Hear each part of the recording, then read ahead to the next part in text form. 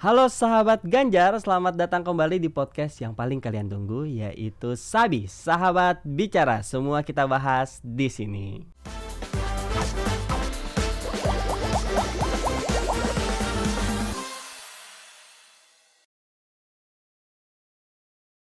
Pada kali ini kita akan ngebahas topik yang sebetulnya jangan lapar dulu ya, tapi ini semua akan lapar kayaknya nih. Udah langsung ngebayangin kayaknya gue habis nonton podcast ini akan makan makanan ini, yaitu bahas soal lele.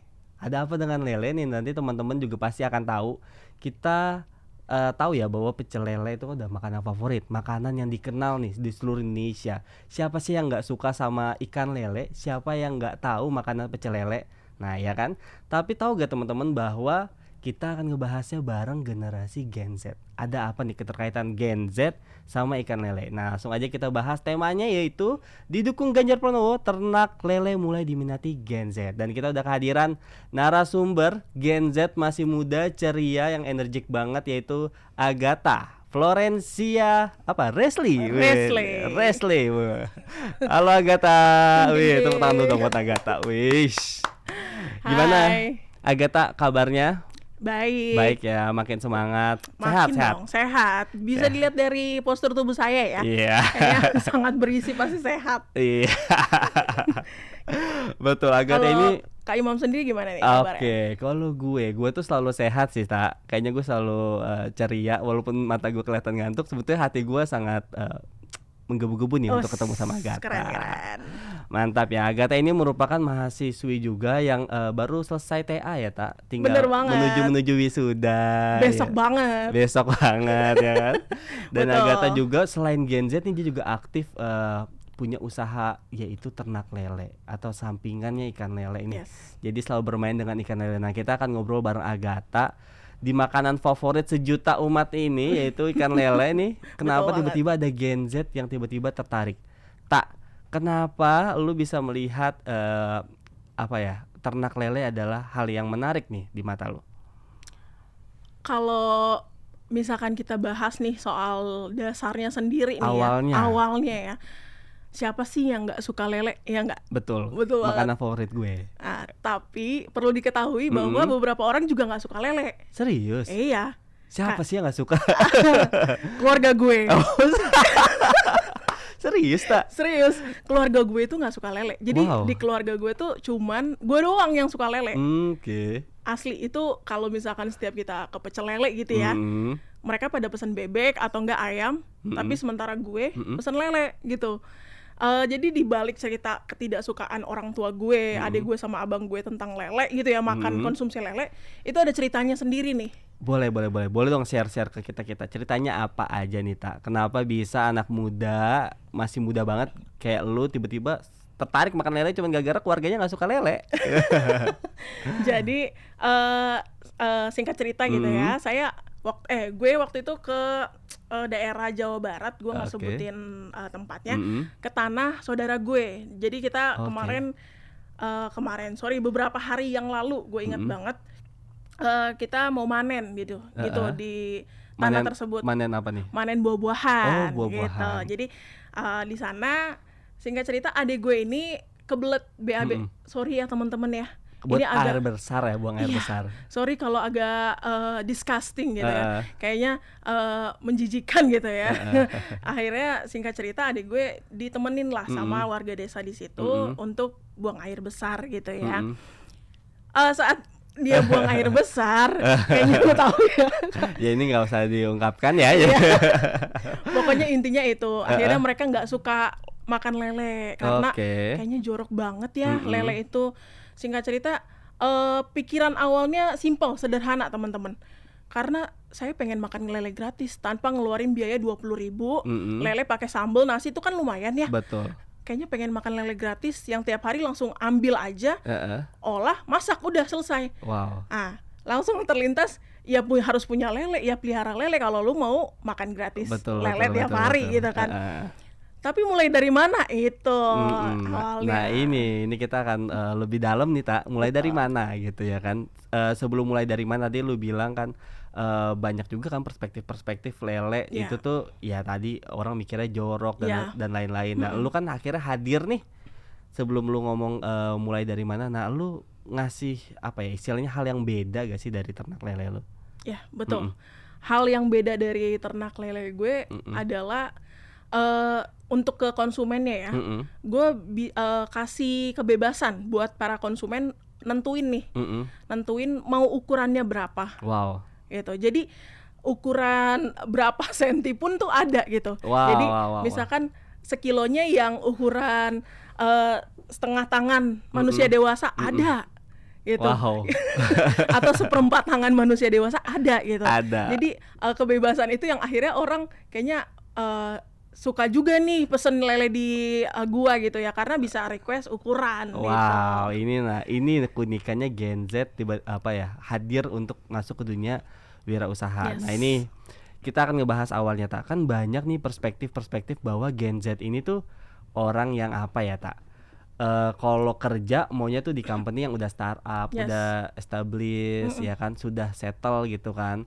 Nah akhirnya perspektif ini ngira tuh Gen Z ini tuh nggak mau hadir untuk membuka lapangan kerja baru atau terjun ke dunia yang sebetulnya masih belum aman nih tak. Kenapa lu bisa terjun ke dunia ternak lele untuk mencari sedikit profit gitu ya, profit untuk di dunia yang sebetulnya nggak Gen Z banget, nggak aman banget. Dan ini kayak perspektif masyarakat pas denger wah Gen Z usaha ternak lele ini kayak beda banget nih. Kenapa lu bisa hadir di situ?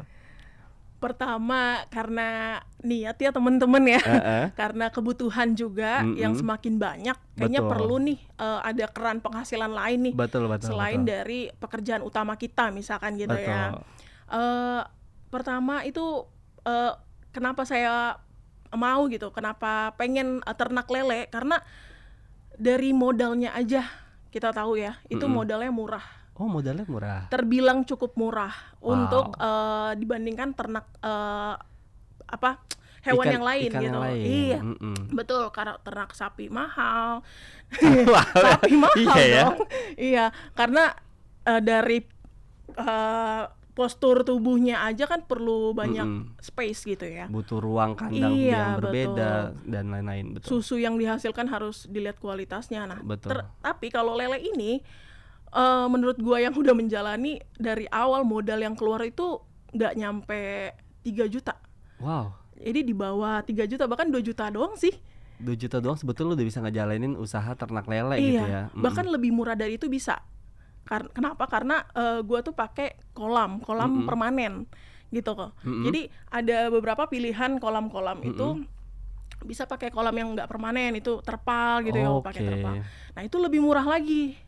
Wow, ini trik banget nih buat anak Gen Z buat ngelihat ya kan. Wah, gue pengen mirip kayak Agatha deh. Kayaknya gue ngelihat peluang juga nih di sini ya kan. Nambahin pundi-pundi juga kan, nggak usah malu Gen Z ya kan. Apalagi zaman-zaman pasca pandemi seperti sekarang gitu ya. Nah, lanjut dari modalnya aja yang murah. Terus dari pemeliharaan juga yang gampang banget sih. Gampang. Iya. Jadi kita Gen Z ya, kayaknya orang yang mau instan ya, dan nggak mau ribet gitu, nggak mau butuh proses lama. Ya ini termasuk pilihan yang terbaik sih. Wow. Jadi gitu ya. Tetap istilahnya Gen Z itu tetap kelihatan banget sih tak. Kan tapi kan kalau Gen Z nih, kalau usaha nih ciri khasnya ya, risetnya dalam. Iya. Nah, gue ngelihat nih Agatha ini tadi dia juga bilang kan ada risetnya nih. Wah, gue tahu modal gue kayaknya mampunya semana. Iya kan? Betul. Mampunya semana, terus kayaknya gue harus usaha apa dan gue harus nentuin nih kayaknya gue usahanya ikan ini atau jenis ternak yang lain atau ini gitu ya, Tak? Betul. Nah, itu Gen Z banget. Jangan lupa risetnya juga ya, Tak. Betul. Riset itu penting banget sih. Penting banget. Nah, kalau usaha ternak lele nih, Tak, menurut gue itu kan gue mikirnya awalnya ya, wah usaha ternak lele ini gue harus punya lahan yang berapa hektar atau berapa ratus meter, kayaknya harus punya modal karena banyak perspektif juga kalau katanya lu mau jadi wirausahawan itu tuh lu harus punya backingan uang yang kenceng juga katanya. Apakah benar perspektif itu kalau kita mau terjun di dunia anak muda, mau terjun di dunia usaha tuh mesti punya tempat yang space yang memadai, yang besar, terus juga punya modal yang besar, itu benar gak untuk apalagi usaha ternak lele? Gue bisa bilang enggak sih. Enggak untuk karena usaha ini. Iya benar banget. Karena gue pribadi di usia gue yang masih terbilang muda ya. Masih unyu-unyu, ya. Cherry Bell gabung bisa lah ya. Nah, itu enggak nggak sesusah yang dibayangkan itu harus berhektar-hektar. Karena ternak lele sendiri bisa pakai baskom atau ember gitu ya. Ember kecil pun bisa jadi gitu. Jadi asal ada niat gitu. Ada niat. Nah, kuncinya itu, Tak. Iya, itu asal kita mau emang sungguh-sungguh, kita mau bener-bener ngerjain itu ternak lele, bakal jalan. Nggak usah mikir yang gede-gede dulu, nggak usah mikir yang muluk-muluk dulu. Apa yang ada kita manfaatkan aja. Itu sih. Betul. Nah, itu niat dulu. Kalau turning point lu untuk dapetin niatnya itu ketika apa sih, Tak? Maksudnya kan ada orang nih ya, kayaknya ketika udah selesai TA, mungkin gue nggak tahu, ada selesai tugas ternyata, gue kayaknya udah mulai dewasa ya, udah nyari duit sendiri nih ya, jadi kayak gue usaha gitu. Atau kayak sebetulnya lu ketika lagi masa-masa penulisan skripsi atau zaman-zaman kuliah, lu tuh sebetulnya udah mikir ke sana. Betul banget, itu pemikiran untuk mulai ternak lele itu dari awal pandemi banget, dan itu semester 4. Wow, sebetulnya udah cukup lama juga ya, berarti ya? Iya, semester 4, dan sekarang kan gue udah lulus, jadi ya sekitar 2 tahun berjalan 2 tahun berjalan. Itu turning point yang akhirnya memutuskan gitu ya, benar-benar memutuskan untuk ternak lele itu karena melihat kebutuhan pandemi, ya kan, betul situasi nggak berjalan dengan sesuai rencana. Dan saat itu juga orang tua gue dirumahkan gitu. Iya. Jadi singkat cerita, gue menang salah satu lomba gitu ya. Dan hadiahnya lumayan lah, ada uang tunai sebesar sekian juta.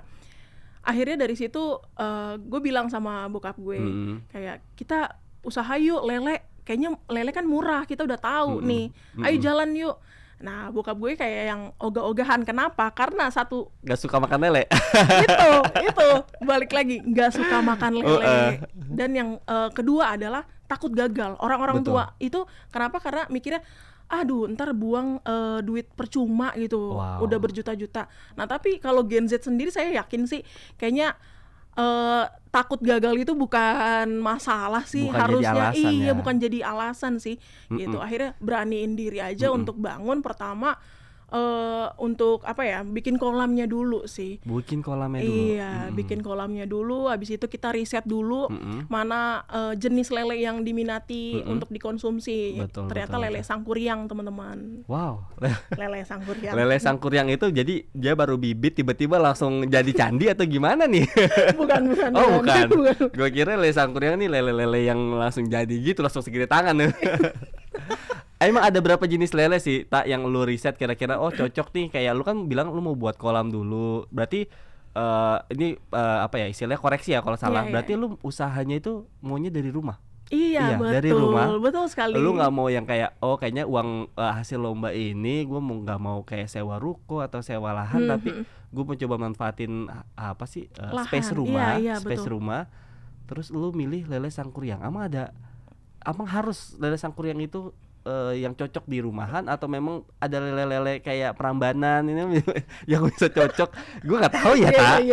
Teman-teman, ini ngatain Prambanan keren. Iya, betul. Borobudur juga keren. Semua keren. Monas lebih keren sih. Jakarta ya. Sebenarnya balik lagi di sebelah rumah gue tuh hook gitu ya. Rumah gue hook, sebelahnya itu bener-bener tanah kosong. Wow. Puing-puing gitu. Jadi nggak keurus. Betul. Akhirnya bangun di situ lah. Itu ukuran 5x2. Ada 3 kolam. Ada 3 kolam, tapi yang gue isi itu cuma 2 kolam. Nah, 5x2 itu bisa muat 1000 ekor lele. Wow. Nah, kenyang sih gue. 1000 ekor lele, dan satu kolam ini kosong. Tujuannya untuk pemisahan. Nanti lele-lele yang emang udah dewasa ya. Jadi takut tambah dewasa.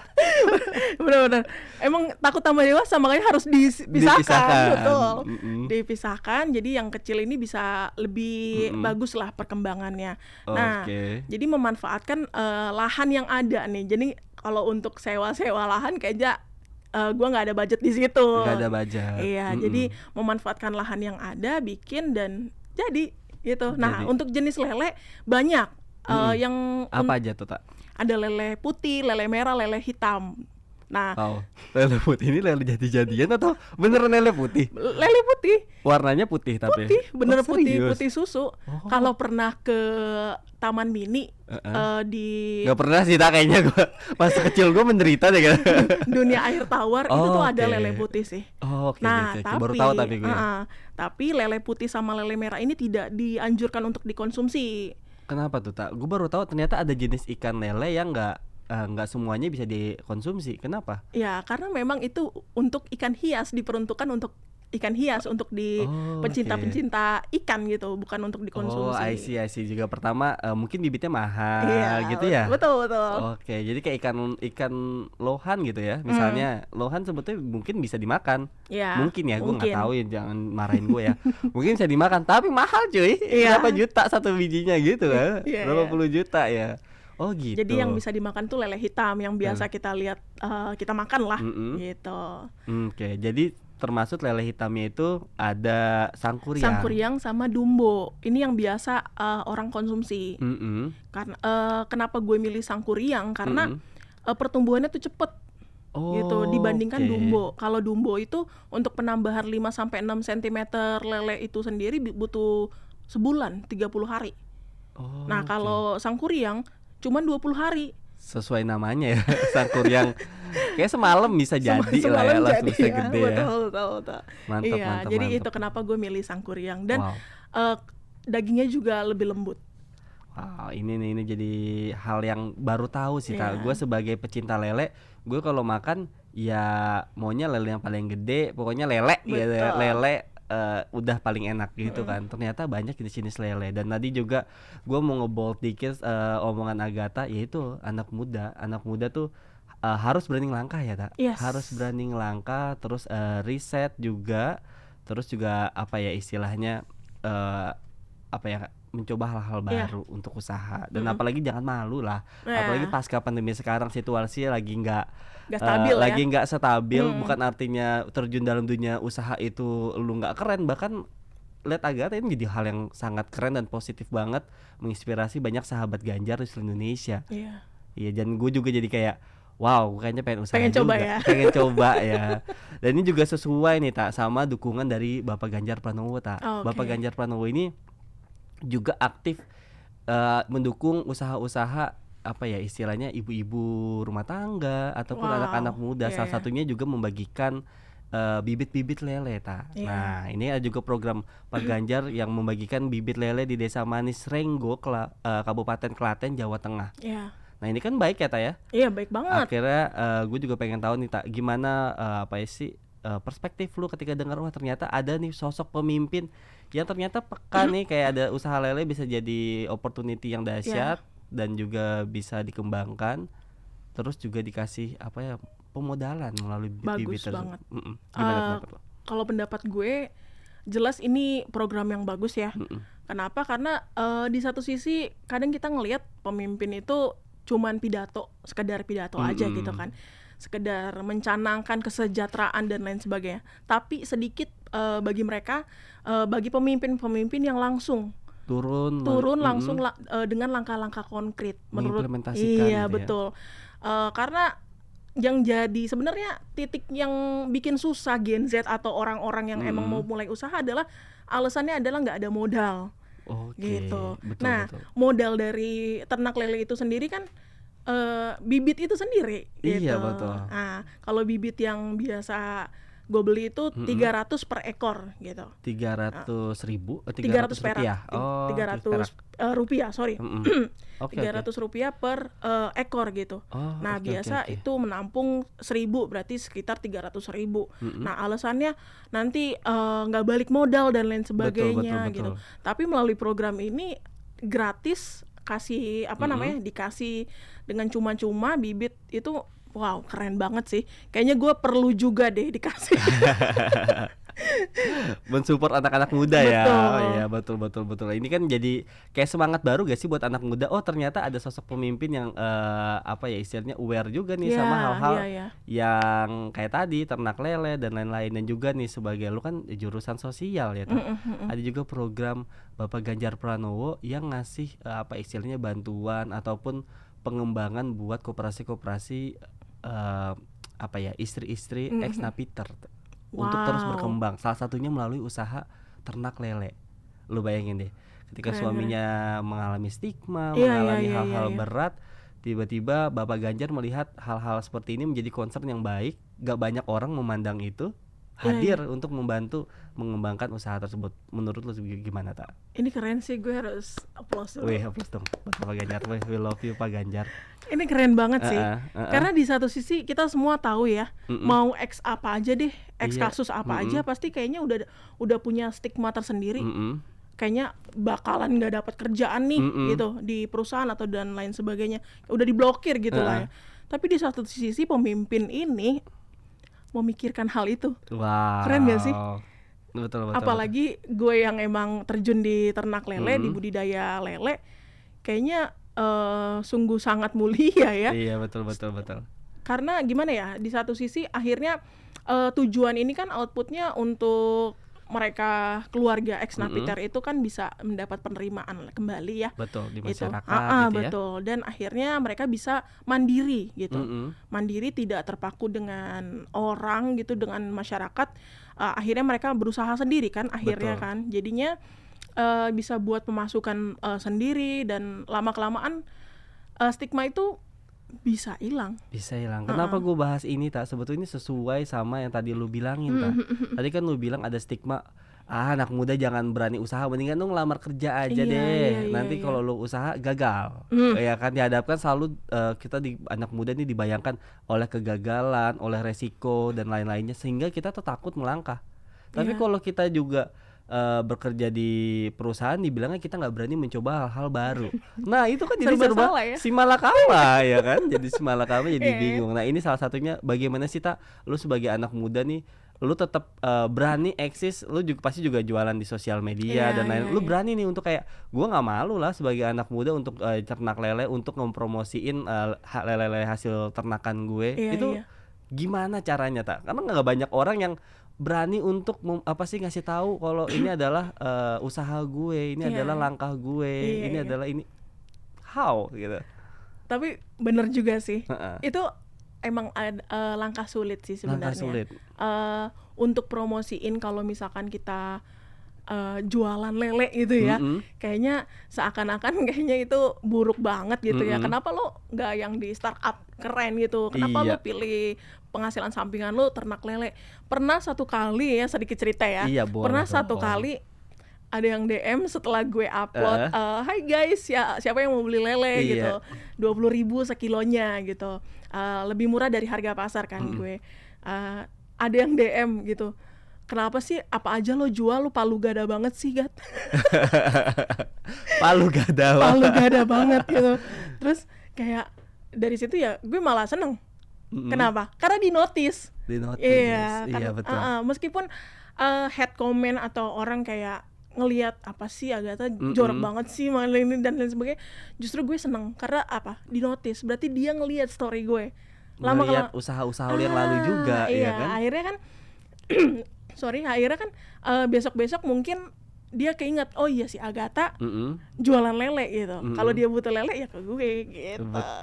Betul banget. Pertama jangan dengerin kata orang deh gitu. Harus benar-benar fokus, pola pikir kita nggak usah keganggu sama orang. Kalau emang kita mau sukses, ya kita yang tentukan sendiri. Bukan omongan orang gitu. Omongan orang itu cuman buat ini nggak sih? Buat kita mundur, buat kita akhirnya nggak berkembang gitu. Jadi tutup kuping aja kalau mau mulai usaha, nggak usah malu. Karena kita bukan yang haram ya, ini halal ya lele. Halal banget dan mengenakan ya, bergizi. Lele mantap ya. Jadi gue kayak buat yel ya kan. Tapi memang sih, Tak, wah ini kayak ngasih gambaran gua kayak wah besar banget pandangan Agatha sebagai generasi muda. Dan kayak ini buat teman-teman semua, walaupun lu sarjana, lu pendidikan lu sampai mana, lu mau punya usaha apa aja, lu nggak usah malu. Semasih namanya usaha, itu harus dihargai, bener gak Tak? Iya kan? Iya betul. Ya. Nah gue juga mau ngomong tentang usaha-usahanya sahabat Ganjar Tak. Sahabat Ganjar yang selalu istilahnya apa ya, mengumpulkan dukungan untuk Ganjar Pranowo dan juga ngasih kegiatan-kegiatan positif ke masyarakat.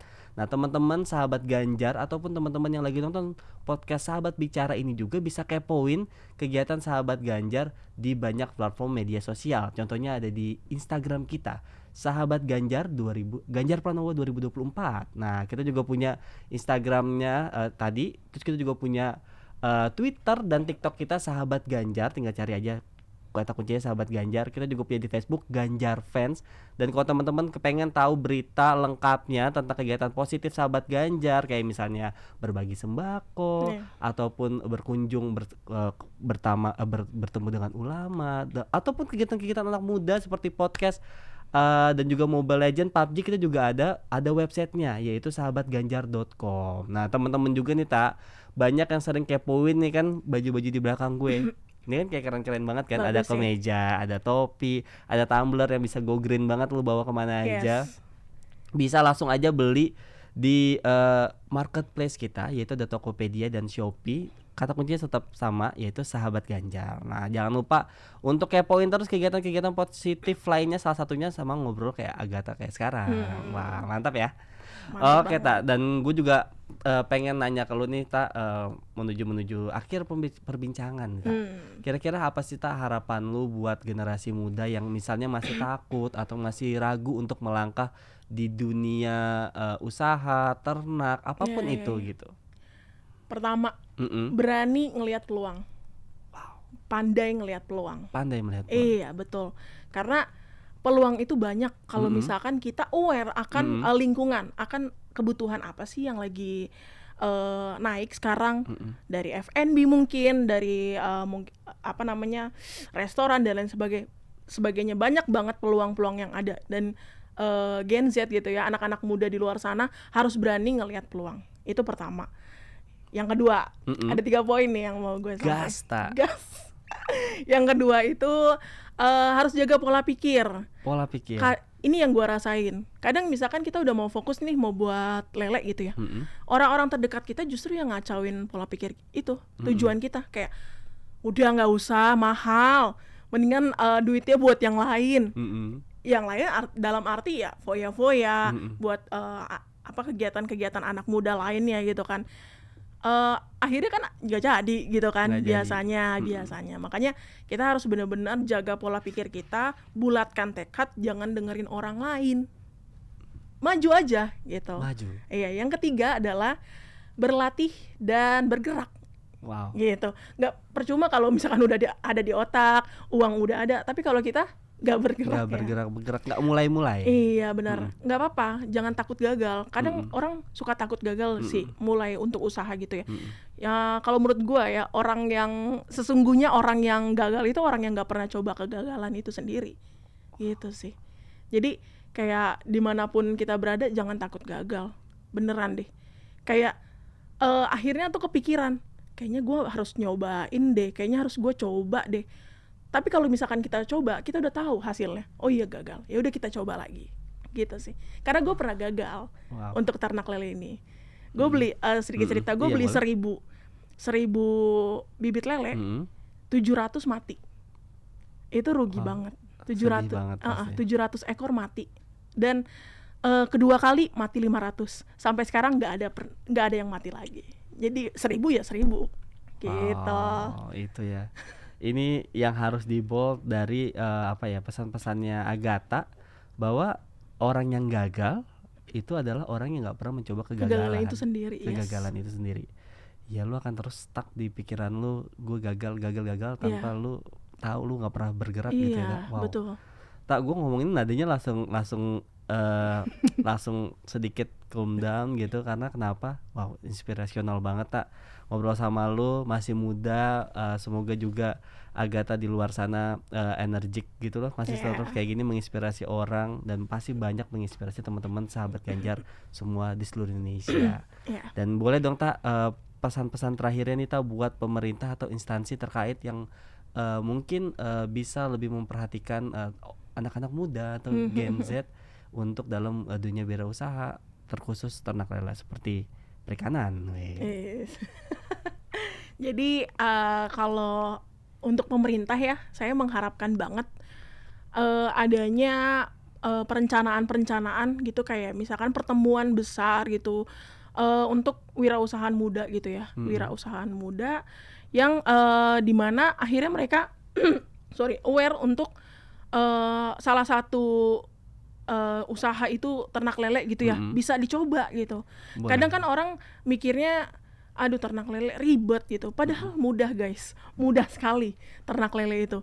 Jadi kalau bisa pemerintah tuh kasih apa ya namanya materi, kasih arahan gitu. Betul. Bagaimana Gen Z itu nggak cuman di startup aja, nggak cuman hal-hal yang terlihat keren di mata orang, nggak cuman hal itu aja yang bisa dikejar. Betul. Tapi dengan ternak lele itu juga keren banget menurut gua pribadi ya. Betul. Itu satu. Yang kedua mungkin untuk lebih memerhatikan lagi masyarakat kecil sih, supaya punya keran penghasilan lain gitu. Apalagi agenda besar negara kita sendiri kan ya, pengentasan kemiskinan. Betul. Banyak banget warga yang masih jauh dari kata sejahtera gitu ya. Mungkin salah satu ternak lele ini bisa jadi salah satu solusi gitu ya. Betul. Mengurangi kemiskinan. Jadi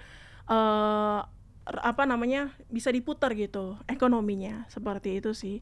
Jadi keren lah, pemerintah pasti punya ide-ide yang gokil lagi buat anak muda ke depannya. Wow, ditunggu untuk pemerintah untuk lebih libatkan ini ya, generasi muda. Yes. Untuk ide-ide gokilnya dalam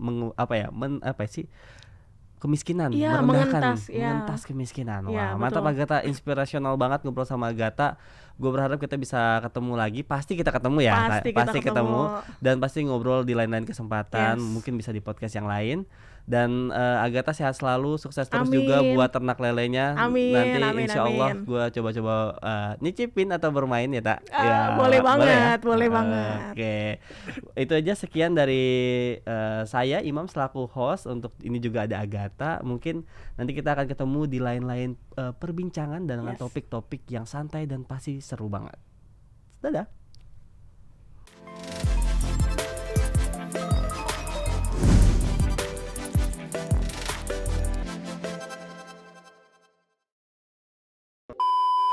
Beli pakai atau? Pakai aja gimana dong? Oh, pakai aja. Pakai dulu ya. Biar kayak kelihatan lagi podcast. 1 2 3 1 2 3 satu lagi Mas, 1 2